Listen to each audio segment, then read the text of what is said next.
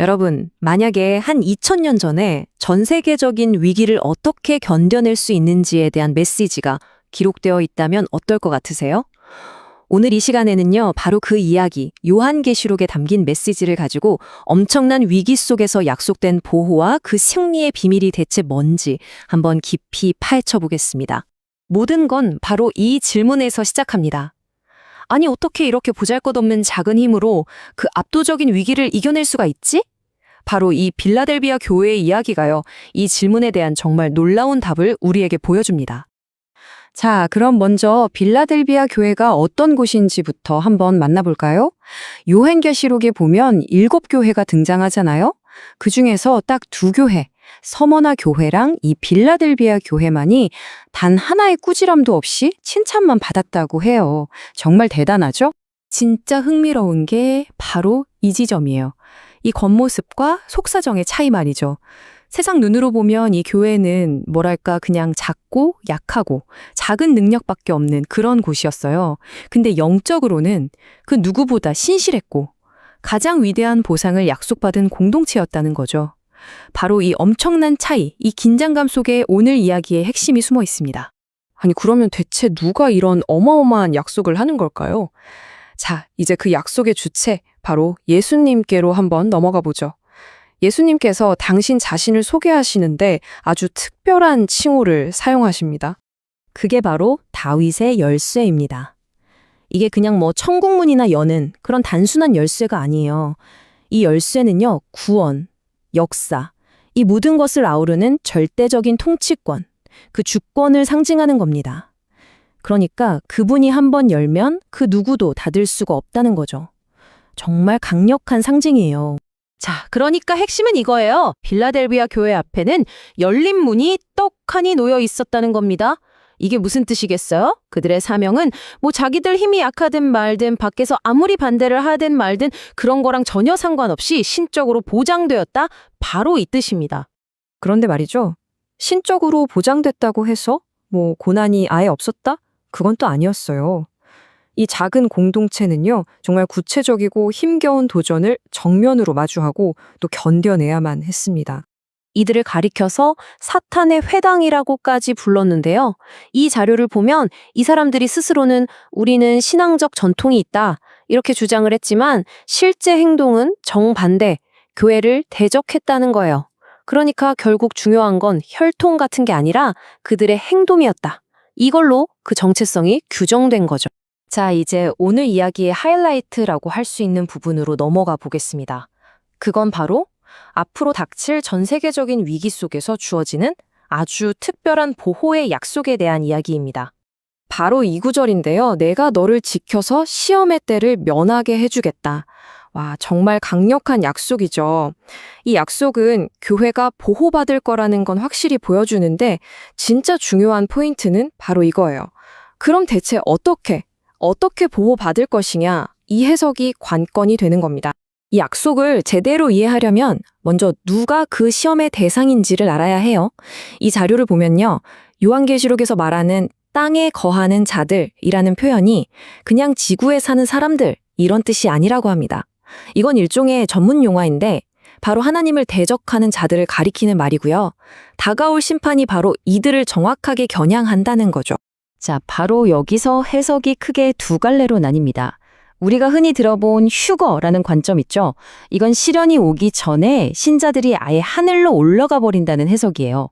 그런데 오늘 우리가 보는 이 자료는 완전히 다른 관점을 제시합니다. 그게 뭐냐면 시련의 한가운데를 통과하면서 보호를 받는다는 개념입니다. 이 보호라는 개념을 정말 기가 막히게 보여주는 예시가 바로 이 고센 땅 이야기입니다. 여러분, 구약시대에 하나님이 이집트 전체에 재앙을 내리셨을 때 생각해 보세요. 그때 이스라엘 백성들을 이집트 밖으로 뿅 하고 빼내셨나요? 아니죠. 대신에 그들이 살고 있던 고센이라는 지역만 딱 구별해서 재앙이 아예 들어오지 못하게 막아주셨어요. 이게 바로 위기 밖으로 데려가는 게 아니라 위기 속에서 지켜주는 보호의 완벽한 모델인 셈이죠. 그러니까 이 결정적인 차이를 꼭 기억해야 합니다.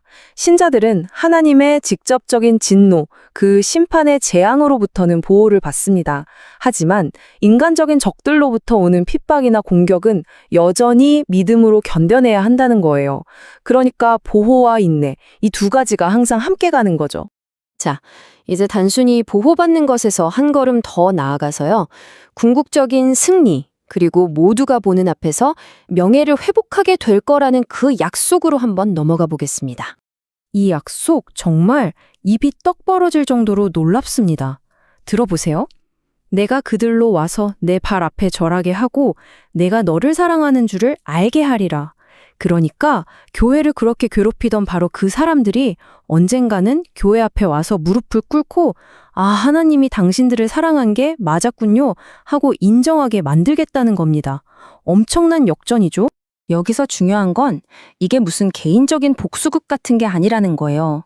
이건 훨씬 더 큰 그림입니다. 어둠 속에서 진실인 척 행사하던 모든 거짓이 와르르 무너지고 결국에는 하나님의 진리와 사랑이 만천하에 공개적으로 최종 승리를 거두는 그 순간을 이야기하는 겁니다. 자, 그럼 이제 마지막으로 이 모든 시련을 믿음으로 끝까지 이겨낸 사람들에게 약속된 그 영원한 상급은 과연 무엇일지 함께 살펴보겠습니다. 첫 번째 상급은 바로 내 하나님의 성전에 기둥이 되게 하겠다는 약속입니다. 이게 당시 빌라델피아 지역 사람들한테는 정말 의미가 컸을 거예요. 왜냐하면 거기가 지진이 엄청 잦은 곳이었거든요. 그러니 기둥이라는 건 절대로 무너지지 않는 안정성 그 자체를 의미했던 거죠. 다시 말해서 하나님 나라에서 다시는 쫓겨나거나 흔들릴 일 없이 영원히 안전할 거다. 이런 약속인 셈입니다. 그리고 또 있습니다. 승리자의 이마에 세 가지 이름이 새겨진다고 해요. 첫째, 하나님의 이름. 이건 너는 내 것이다 하는 신적인 소유권의 표시고요. 둘째, 새 예루살렘의 이름. 이건 하늘나라의 시민이라는 증표죠. 그리고 셋째, 예수님의 새 이름. 이건 그리스도와 영원히 하나가 되었다는 걸 확증하는 겁니다.